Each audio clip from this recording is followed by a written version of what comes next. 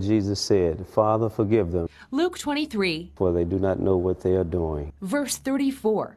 Yes, I'll never forget that verse. Jesus' words healing a broken man. I'll never forget that one verse. And I said, if this man can forgive, after being innocent and being crucified, I have no more excuses. Exoneration turned Burton's life around. Man, I hope I don't sound like I'm mad, or bitter, or upset. And I'm not. He'd been wrongfully convicted on shaky witness testimony of a St. Louis murder in 1984. It's hell on earth.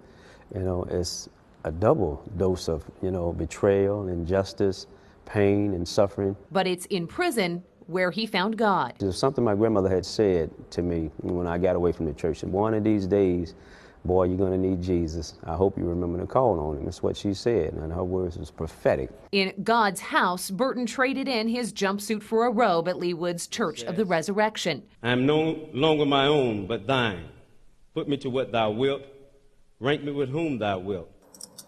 And so it's here where Pastor Burton does God's work, guiding others with a cross to bear. Oddly enough, I end up being able to help two different worlds, where people are in bondage of some sort. Those in spiritual prisons and those physically incarcerated, now supporting a Kansas City, Kansas man's case for freedom.